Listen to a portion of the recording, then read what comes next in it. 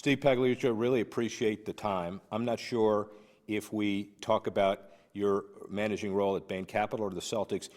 Which one do you want to be introduced as? Anything's fine. They're both. It's great to be part of organizations that are bigger than yourself, and they both are bigger than me. So it's been great. Well, that's clear, and obviously you've done an amazing thing with Bain itself. Talk about the Bain business first, then we'll talk about the Celtics. Well, Bain has been a fantastic experience for me. I started out as a young consultant. I was actually going to get a doctorate in economics and at Harvard, and I couldn't afford it, so I got a summer job at Bain when it was a small company, the consulting firm. And I enjoyed it so much, they made me a full-time offer, so I just got an MBA and went there. And they had talked about, when I joined, forming something in the future. And when I joined, it was 1982. They said sometime in the future we're going to take these consulting skills and apply that to investing into businesses. And at the time, BCG, Bain, McKinsey were really developing state-of-the-art business analytic tools. Right. But Bain was the first one, and I think today really the only one, to start a division that would invest and do venture capital in business. Mitt Romney came over and started that, and I joined that in 1989. It's been a great ride. And there's a different perspective between the Bain approach and the McKinsey's and Boston Consulting Group. I mean, you actually analyze and solve problems and have some investment opportunities to solve those problems as well. Well, actually what happened was it started out that way, and then the companies split off in about 1991 or 92. And I think when I left there, Bain was 200 or 300 people. The consulting firm now is 6,000.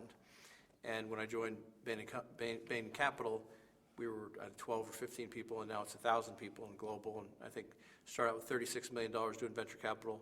Now it's an $80 billion asset business that's global. It's just been a great run.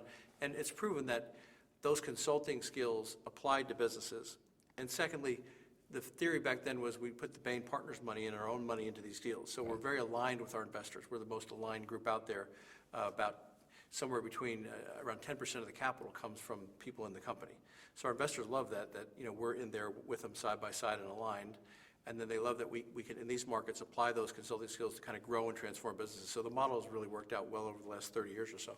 Well, and the bottom line, of course, then is that everything you learn helps you in everything else you do. So you purchase a piece of the Celtics. Talk about that story and how that happened. Well, that's a great story. I got a call from Wick Grossbeck one day, and he had known me. Our daughters went to school together, and his wife had said he needed a partner to buy the Celtics. And his wife said, I knew basketball. I played at Duke. And I think I had built a little small half court at my house because I'm a basketball fanatic. And she said, you ought to call Steve because he's done LBOs and he could be helpful. And Wick called me, and we'd known each other a little bit from school, but we really hit it off. And he really sat me down, and I showed up my Celtics regalia, and he said, let's partner up and go on this quest to buy the Celtics. And at the time, that was in 2003. The team hadn't won in 16 years, and the revenues were going down, and it wasn't the day that we have today. Yeah. But we really did it. We both love the Celtics, and we did it as a labor of love to try to bring a championship back, and we were able to do that in 6 years, thankfully, and now we're trying to do it again. Incredible transformation. The speed with which you restored a sense of business values and brand values of the Celtics is beyond anything you could study in Business 101. How'd you do it? We really had three strategic objectives when we purchased the club. The first one, we wanted to win a championship. And there's a whole set of things underneath there. We needed to get more scouting, invest in state-of-the-art analytics, invest in coaching, invest in doing better in the draft. So that whole basketball side was really important. And then the second piece was, whether you win or lost, we wanted to make it a better experience for the fans. And at the time we bought the club, they really hadn't used much technology. They had an old video board that was grainy, and they weren't really emphasizing, let's get the players engaged with the fans and the club engaged with the plan. So we wanted to improve the fan experience. And the third piece was, we wanted to make the Celtics, given the incredible brand of what they do in the community, much more relevant to the community. So we started the Boston Shamrock Foundation, Boston Celtics Shamrock Foundation, with our whole ownership group. And that's become one of the leading, kind of charitable through sports organizations in the country. And we've given away millions of dollars and impacted many, many groups. So that was our plan. We knew we could get better on the community front, and we have. We knew we could make the fan experience better. What we didn't know is, could we actually get a championship? And Danny Ainge and Doc Rivers and Brad Stevens, have done a fantastic job both winning one, and now we're on the way rebuilding again. What's it like in an environment where you have a baseball-crazed World Series champion, most recently Red Sox, you have a Patriots dynasty, and the Bruins are everybody's team too? It's pretty competitive in this market, isn't it? You know, the funny thing is, it's actually not. We're one of the few markets that I've seen in the country that we are very close to the Red Sox ownership group. Mm-hmm. The Patriots, Bob and Jonathan Kraft are longtime friends before they even bought the team. Boston's a small town. The Bruins are our landlord and partner in the Celtics, and our success has been their success because they own the building and the building's getting filled. So we do lots of things together. We all work with the Children's Hospital. So it's not that competitive. And secondly, we think we have the greatest sports fans in the world. When the team was losing for 16 years, when we didn't own it, people like myself, and we were still going to the games. They still had 16,000 a night. It wasn't a capacity, but it still had a great following. When we bought the team and they knew we were investing and gave it hope, the sales started to go up, the stadium started to fill up, and they really bought into the fact that you had a group, an ownership group that's broad-based throughout the city that really wanted to turn the franchise around. So we're really thankful to be in a town like this where in the tough times the fans support us, and we owe them a championship. Well, and I'll bet you if you took some kind of a metric and you created it, and you talked about fan avidity, plus if there was some way to quantify getting along with other owners, it's a pretty robust combination. It is, and so we just haven't had that sense of competition because the Red Sox have done great and they're filled up. The Patriots have got championships. We have a championship and we're in the finals and contending again. And the Crafts just came to our game. The Henrys just came to our game. We go to their games. And so it's a virtuous circle in Boston.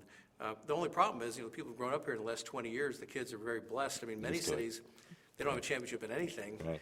And we've had parades here, 7, 8 times for the various sports teams. And Boston Marathon, incredible, charitable, Boston strong, that whole feeling. Disappointed about the Olympic process, the way it turned out? Absolutely. I think we got defeated by Mother Nature.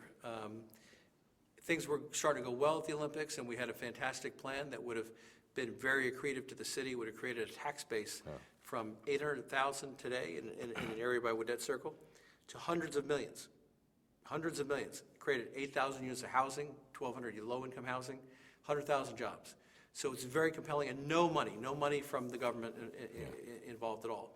I think when that snowstorm hit, it put a malaise on us. People couldn't get to work, and they said, how are we going to have an Olympics? We can't even get to work.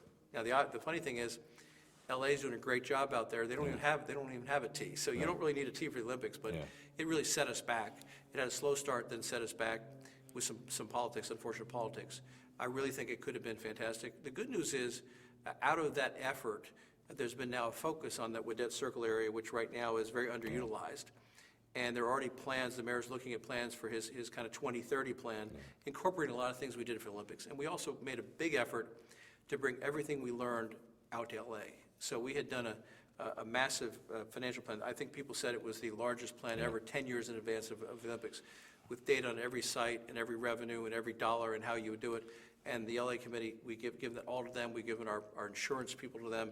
So we hope to get them off to a good start and hope they win it. Well, and Scott Blackman, the USOC guys, and Larry Probst, and all of those people are obviously tremendously appreciative of that. And the untold story that you just kind of told a little bit of, the legacy factor of an Olympics properly done can be beneficial to the local community just by putting the bid package together, even if you don't get the games.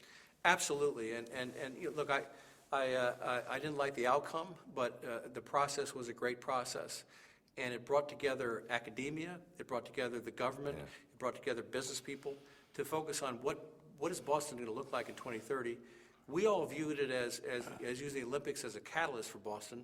It wasn't so Boston could build the Taj Mahal. We had in fact, the new 2020 agenda allowed us to build a temporary stadium that you'd buy for $175 million in a box and put it up. Then you take it down and you have all this land that you could use for housing and retail and all the things we desperately need in Boston. So it got a great dialogue going. And I've actually never seen that community come together as well as it did for that. Unfortunately, a large snowstorm and some I think, very sophisticated political opposition with the internet and the rest set us back. And I wish I could have done a better job getting that message out there, but there wasn't enough time to kind of, I think, turn around public sentiment without risking losing the games. And so LA, I think, has a really good shot, and it was best for us to step back and say, let's have America get it, even though Boston's not going to get it. Which it looks like they will, we hope. From or possibly international audience, we don't know. The bottom line, as far as shifting gears to the NBA itself, mid-'80s franchise prices, $32.5 million. Now, nearly $1 billion, well over that.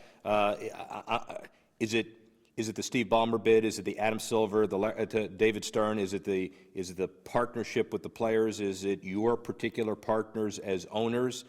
Is it the TV contract? There are a lot of issues. Combination? I think it's all of the above. And really what you've seen, if you look at the major driver of the increase in value in sports, it's the fact that people can get entertainment in any way they want it right now.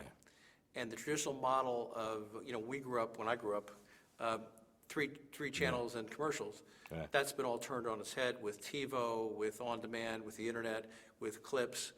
And so what's happened is sports in general, and the NBA, I think in particular, have been a hot commodity because people really want to see it live. Secondly, in today's sports, the NBA is a non-contact sport and a fantastic game where the fans and television get really close to that game. It's a great television game. It's a great game to be in stadium. And so it has really captured the consciousness. I think David Stern was a genius, in building the league, and Adam Silver has been there for many, many years, and he's also a genius. So we've been blessed, I think, to have two of the best commissioners that I've ever seen in sports. And a seamless transition. A seamless transition, back to back.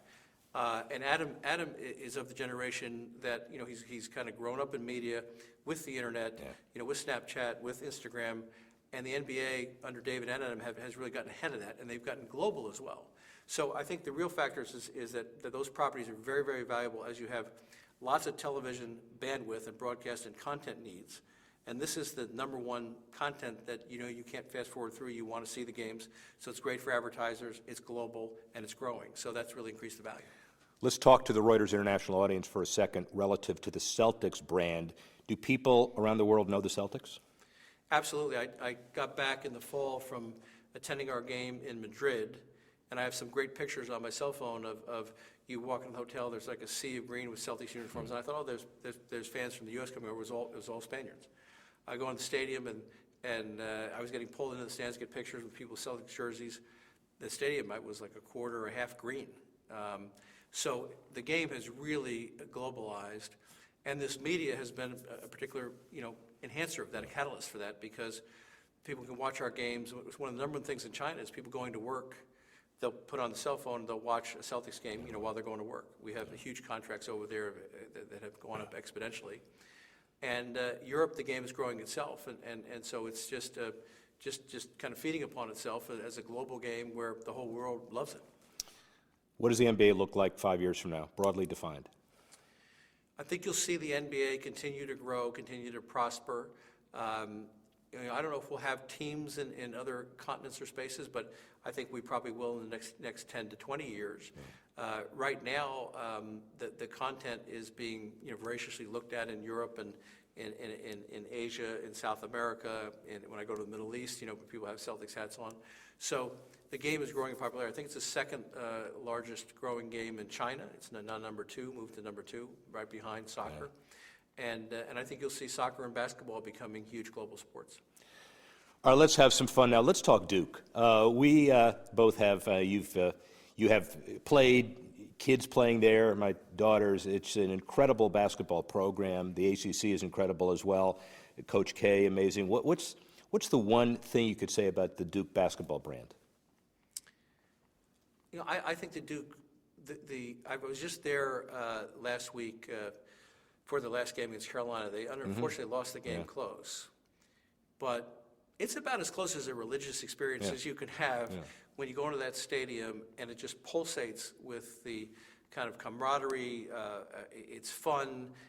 Everybody's jumping up and down. Faces are painted.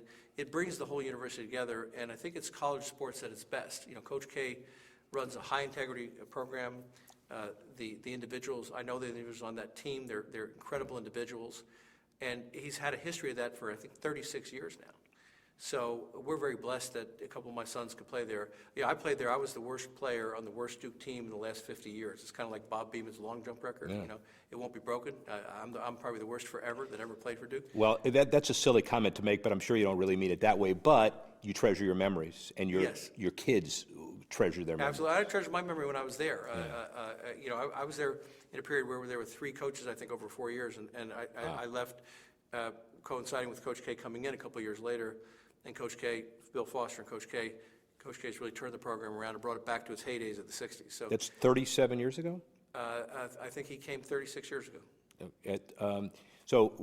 Shane Battier told me that he majored in and graduated in comparative religions at Duke, and I thought for the longest time he meant Coach K against Dean Smith, but I guess there are other. That's it. The funny thing is, my oldest son who played at Duke, I brought him down there to look at Duke. He was a really good basketball player here at Belmont Hill, and he fell in love with Duke. And we went to senior night, and Shane Battier was on that team. Interesting. And it's a great story on that team. Trajan Langdon got hit by, I think, a Georgia Tech player, knocked out, and with Duke was down 15-0, and they wheeled Trajan Langdon out.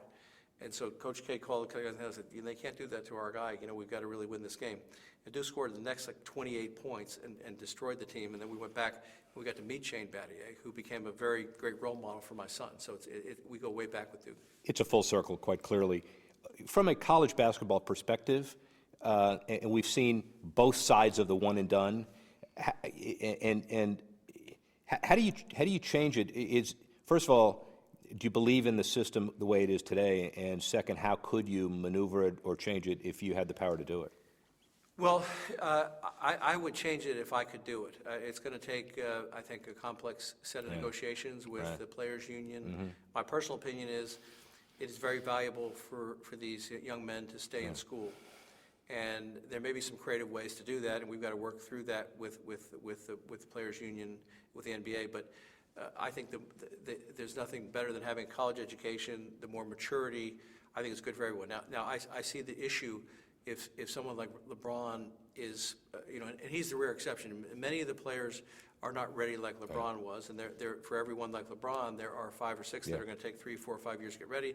Some like Sean Livingston come out and they're slight and they get injured.